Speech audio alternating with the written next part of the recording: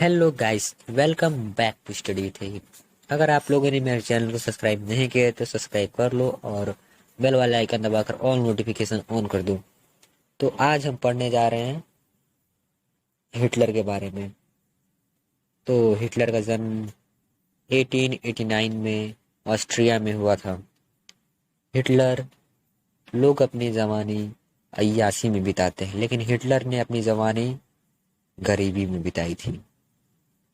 जब पहला world war start हुआ तो वो आर्मी में ज्वाइन हो गया और आर्मी में उसने बहुत सारा बहादुरी का कार्य करके बहुत सारे मेडल हासिल किए।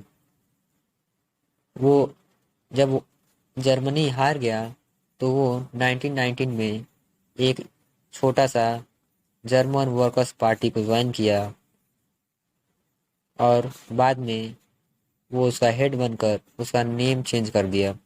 उसका नेम रखा national socialist German workers party. एक क्वेश्चन पूछा जा सकता है, how did Nazis party rise in German politics. तो ये 3 पॉइंट बिना शर्म से लिख देना। वो है फर्स्ट पॉइंट, 1928 में नाजी जो था वो 2.67% वोट ही केवल इकट्ठा कर पाए थे। उनकी पॉपुलैरिटी बहुत कम थी। Second point, the great economic depression के कारण हिटलर को बहुत फायदा हुआ, जो कि हिटलर ने इस सिचुएशन का बहुत अच्छे से फायदा उठाया और वो एक बहुत पावरफुल स्पीकर भी था। तो उसने ये प्रॉमिस किया कि वो नेशन को बहुत स्ट्रांग बिल्ड करेगा और अनएम्प्लॉयमेंट वाले लोगों को एम्प्लॉयमेंट यानी जॉब देगा और वे लोगों की यूथ को सिक्योर रखेगा। और उसने एक और प्रॉमिस किया कि दूसरे देशों में कुछ भी होने से अपने देश पर कोई ज़्यादा प्रभाव नहीं पड़ेगा। ये उसने प्रॉमिस किया था। ये हो गए हमारे 3 पॉइंट्स। हिटलर ने एक न्यू स्टाइल डाइवर्स किया पॉलिटिक्स के लिए और उसमें था रेड बैनर्स ऊपर लगे होते थे और वहाँ पे नाजी सैल्यूट भी होता था। खैर, ये सब बिना मतलब की बात है। अगला पॉइंट है, ये क्वेश्चन एग्जाम में आ सकता है, how did destroyed the democracy in Germany. Germany में डेमोक्रेसी कैसे डिस्ट्रॉयड हुई थी। तो पहला पॉइंट ध्यान से सुनो। प्रेसिडेंट हिंडनबर्ग जो थे वो हिटलर को चांसलरशिप का पोजीशन दिए, जिसके कारण हिटलर के पास कुछ पावर्स आ गई थी। सेकेंड पॉइंट, एक अनजानी आग लग गई जो कि जर्मन के पार्लियामेंट बिल्डिंग जो थी फरवरी में उसको जल गई। उसमें सभी फाइलें जो थी वो जल गई। फायर लगी थी 28 फरवरी 1933 में, जिसके कारण right to freedom, freedom to speech, ये सब जिसमें जितनी भी राइट थी वो सभी जल गई। वो सब सस्पेंडेड हो गई राइट्स। तीसरा पॉइंट क्या है, 3 मार्च 1933 में फेमस इनेबलिंग एक्ट जो था वो पास हुआ था। इस एक्ट के तहत जर्मनी में डिक्टेटरशिप स्टेबलाइज्ड हुआ था। इससे हिटलर के पास सभी पावर्स आ गई थी। पांचवा पॉइंट, सभी जो पार्टीज थी वो बैन हो गई थी केवल नाजी पार्टी के बजाय। तो ये अब हम बात करेंगे रिकंस्ट्रक्शन की। हिटलर ने सारी जिम्मेदारी इकोनॉमिक रिकवरी की हजालमर सचेत को दे रखी थी, जो कि फुल प्रोडक्शन फुल एम्प्लॉयमेंट वाली प्रोग्राम को लगाकर बहुत ज़्यादा फायदा उन्होंने कमाया। एक तो बात तो श्योर है, हजालमर सचेत का नाम भाई कैसे रखते हैं यार फॉरेन वाले।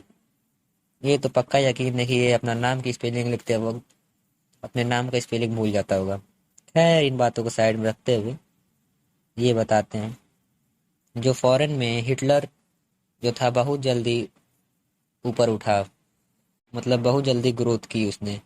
उसने जर्मनी को लीग ऑफ नेशन से 1933 में वापस निकाल लिया, और उसने राइनलैंड पर दोबारा से कब्जा जमा लिया 1936 में, और साथ में ऑस्ट्रिया और जर्मनी को भी 1938 में।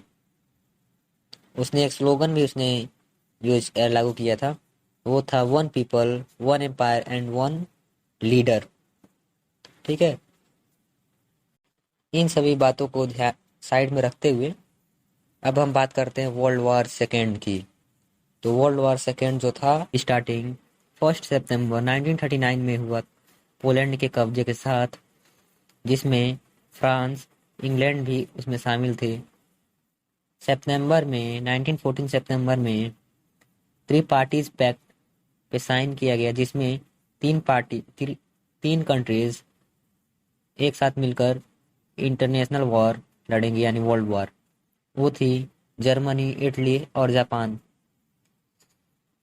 उसके बाद से हिटलर का पावर बहुत अधिक बढ़ चुका था। उसने सोवियत यूनियन पे अटैक किया जून 1941 में। उसने यहाँ पे बहुत खराब काम किया था कि उसने जर्मन जर्मन के वेस्टर्न में aerial bombing, British aerial bombing, और ईस्टर्न में पावरफुल सोवियत आर्मी से पंगा ले रखा था। उसके बाद से हिटलर के पसीने छूटने लगे।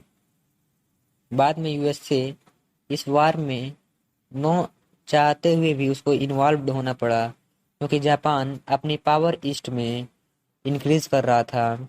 उसने फ्रेंच इंडो चाइना पे अटैक करके उसको अपने अंडर में कर लिया था।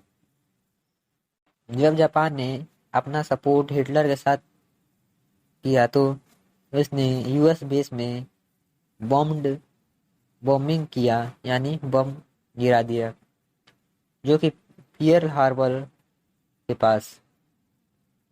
तो यूएस को न चाहते हुए भी इस वार में एंट्री लेनी पड़ी, और 1945 में वार इंडेड हुआ।